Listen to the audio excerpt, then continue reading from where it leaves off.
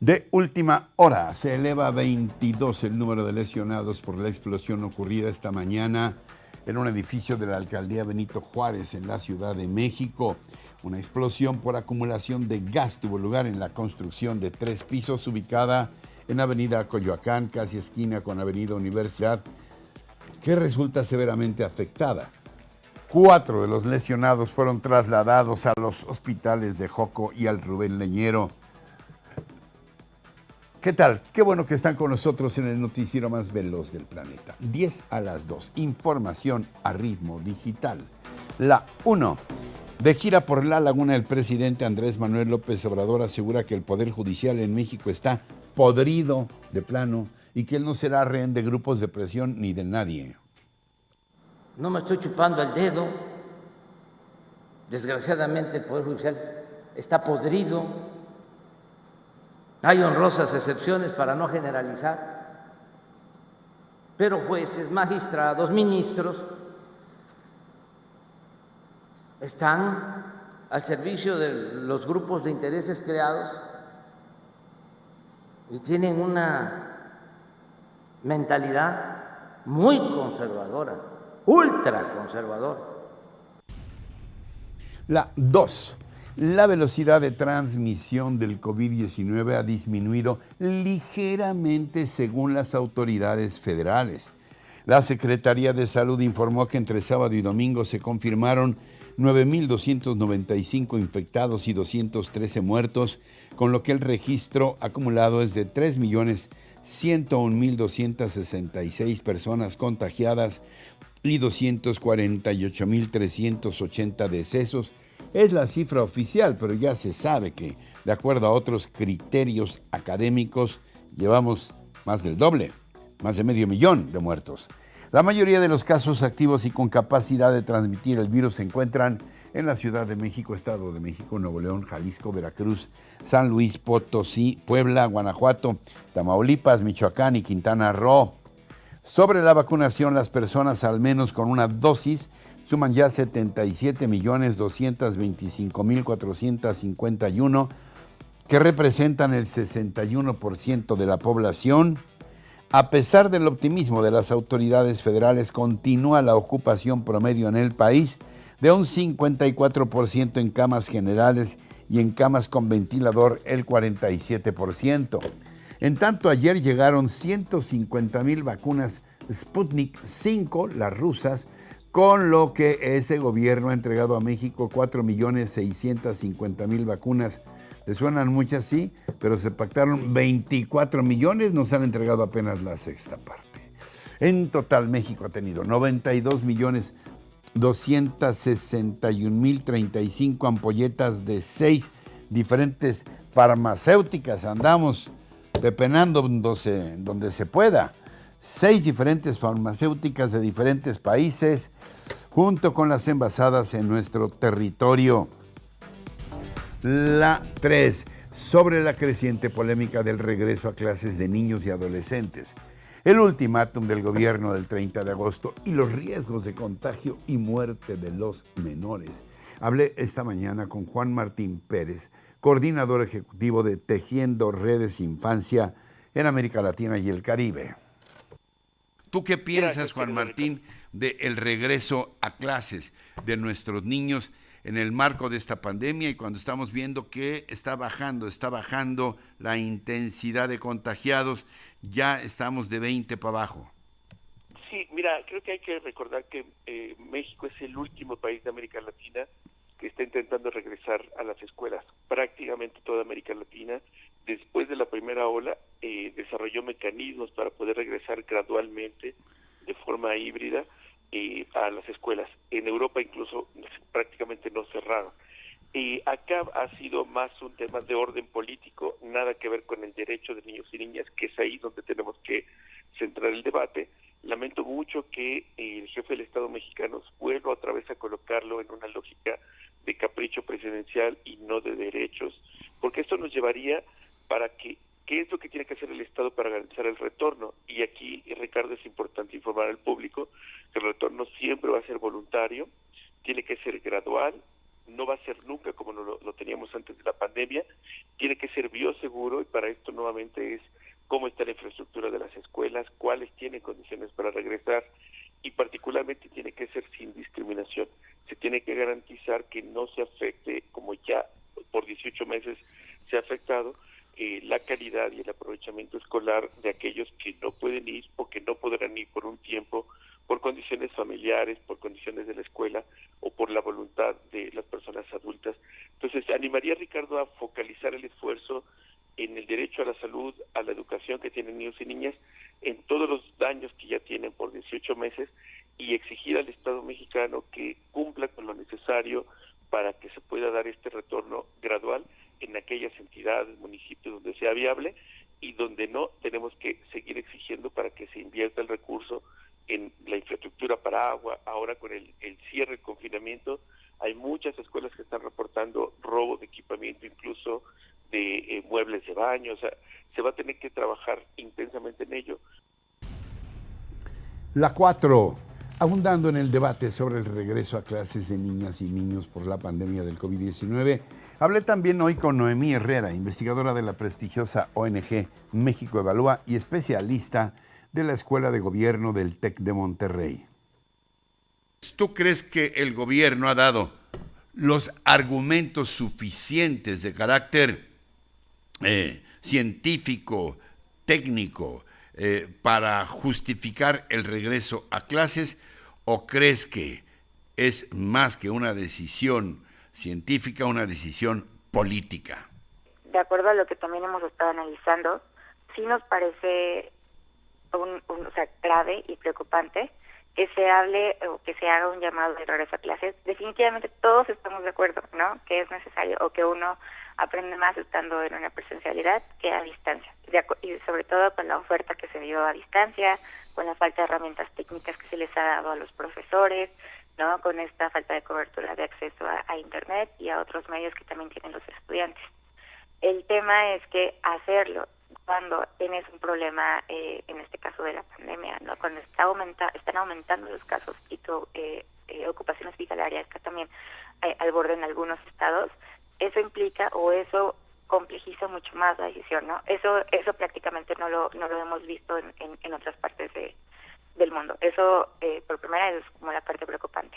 Y la segunda también, nos faltan demasiados argumentos de acompañamiento a comunidades escolares, de definición de aprendizajes imprescindibles, de estrategias de reforzamiento, para realmente asegurar que una vez que se regrese a clases, entonces vamos a atender todos los temas por los cuales se está justificando que se regresa, ¿no? Por ejemplo, que hay una afectación a aprendizajes, eso lo sabemos, que hay afectaciones emocionales, pero para eso necesitas trabajar con tus comunidades, es decir, con tus profesores, para dar estrategias de contención emocional y también dar estrategias para poder desarrollar tus habilidades socioemocionales, que va más pegado con el currículo. Y eso no lo hemos visto. La 5. No es algo nuevo, es una tradición que comenzó en los años 60, 70, pero que ayer vivió su peor jornada. Hablamos de los motociclistas que acostumbran ir los fines de semana a través de la autopista México-Cuernavaca, pasando por Tres Marías. Estamos viendo escenas de lo que ocurrió ayer. Para muchos se trata de una plaga, definitivamente, que se ha adueñado de esa importante y transitada carretera para convertirla en su pista particular de carreras, poner en peligro a todos a su alrededor. Ayer 3 accidentes en cuestión de segundos provocaron un verdadero caos y el cierre por horas de esta vía. El saldo hasta el momento es de 7 muertos, 15 lesionados, 15 vehículos involucrados entre tráilers, autos particulares y una decena de motocicletas. Algunos de los llamados pisteros, como se conoce a estos motociclistas, reconocieron sin el menor dejo de arrepentimiento que ayer corrían a 250 kilómetros por hora, imagínense. Bueno, si usted ha transitado alguna vez sábados o domingos, se dará cuenta que a veces vienen con el cuerpo casi pegado al pavimento, de la velocidad que agarran y cómo se dan las curvas y cómo se meten entre los coches, etcétera. Las escenas, como vemos, son dantescas, con cuerpos tirados en el pavimento, algunos ya cubiertos con sábanas, motocicletas destrozadas, hechas chicharrón, autos chocados, gritos y demandas de auxilio. Algo tendrán que hacer las autoridades para ponerle freno a esta situación, porque, bueno, yo creo que cualquier muerte es muy lamentable. Yo lamento la muerte de estos 7 motociclistas, pero también hay que llamar la atención porque la imprudencia de unos cuantos que salen a divertirse en sus motos pone en riesgo la vida de muchas familias que acostumbran viajar por esta concurrida autopista. Si se pusieran de acuerdo, pues alquilan el autódromo y se dan todas las vueltas que quieran a la velocidad que quieran, pero andar sorteando los vehículos donde vienen niños, familias completas, eso sí me parece inaceptable. Así, a ver si las autoridades de la Policía de Caminos o a quien le toque hace algo. ¿Es ahora o nunca? Las 6 nuevas revelaciones surgen en el caso de José Eduardo Ravelo Echavarría, el joven veracruzano de 23 años que murió luego de ser detenido por policías municipales de Mérida, Yucatán. José Eduardo fue detenido al ser considerado como sospechoso, nunca han dicho de qué, por los policías quienes lo trasladaron a la comandancia de la que salió horas después. Sin embargo, con el paso de los días comenzó a sentirse mal, por lo que fue hospitalizado, muriendo el pasado 3 de agosto por fallas en riñones y un pulmón, además de evidencias de violación, de abuso sexual. Desde un principio se acusó a los 4 policías que lo detuvieron de estos delitos. Sin embargo, de hecho, primero fueron detenidos estos agentes.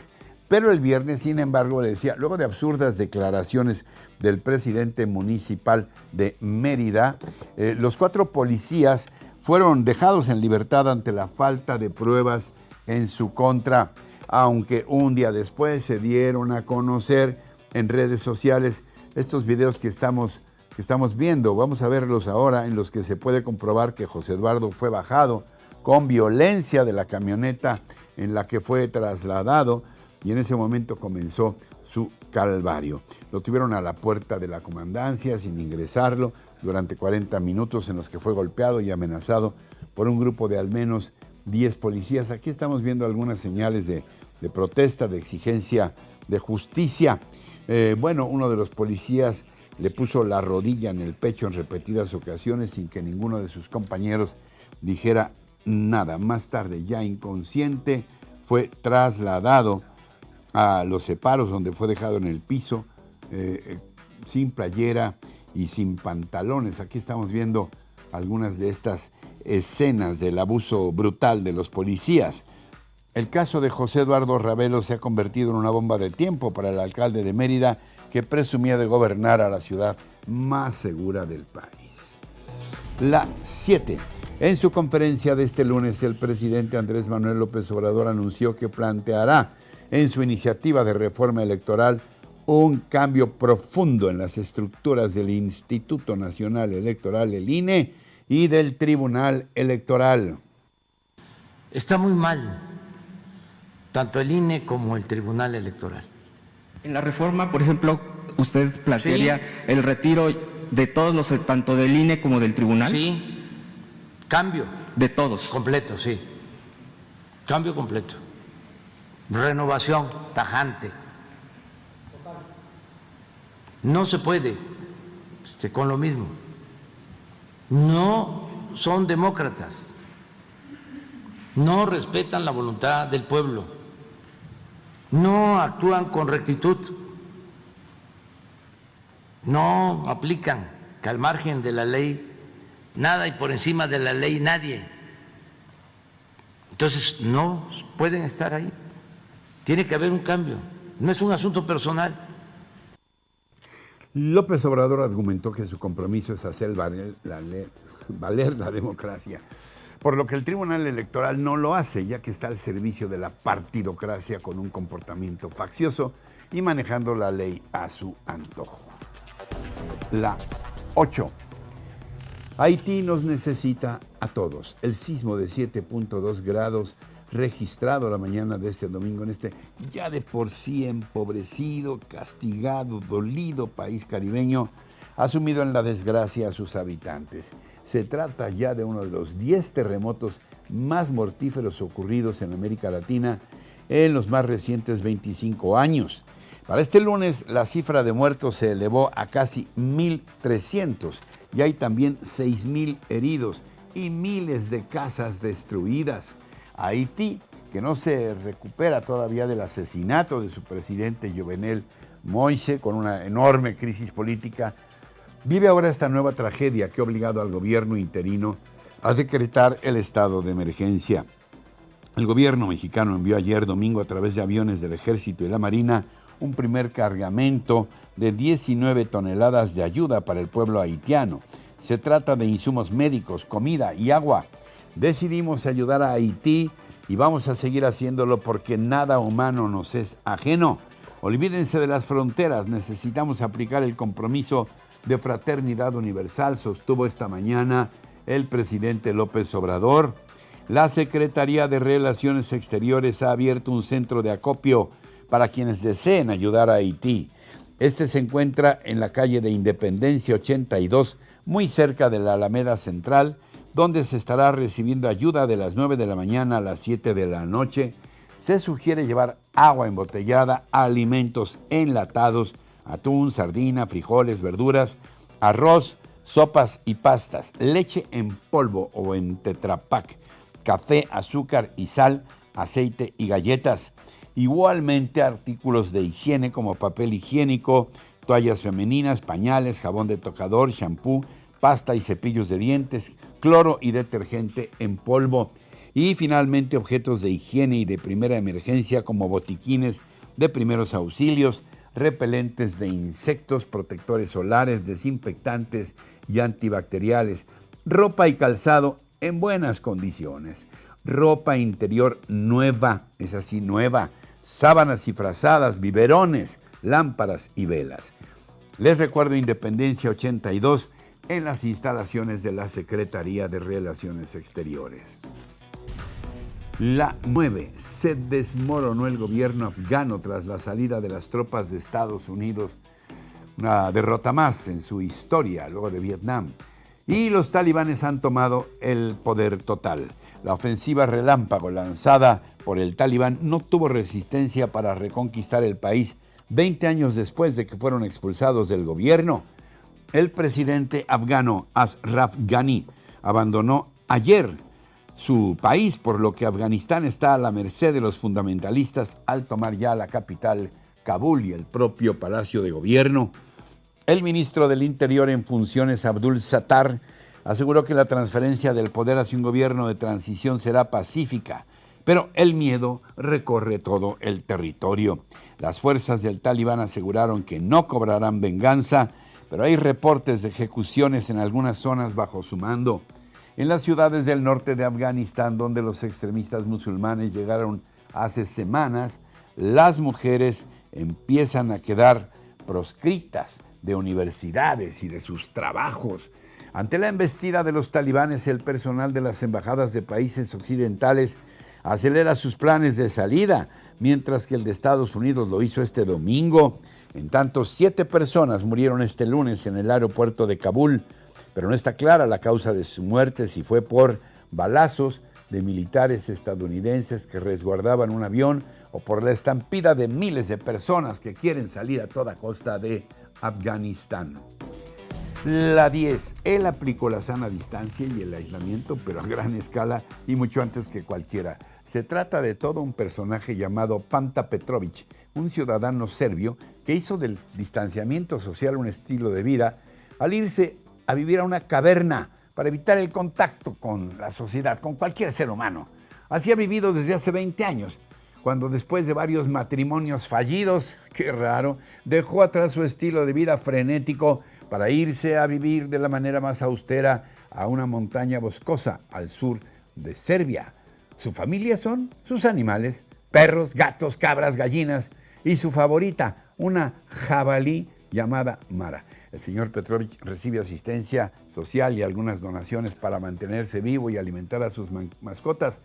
Bueno, aquí lo que estamos viendo es que se enteró de que había una pandemia y dijo, pues yo me voy a vacunar, aunque viva yo solito y aislado, pues yo me voy a vacunar. Esto es lo increíble, que en una de sus visitas a la ciudad para abastecerse de alimentos, pues se enteró de la pandemia, se enteró de la vacuna y fue a vacunarse. Una historia para ser contada, la de este ermitaño.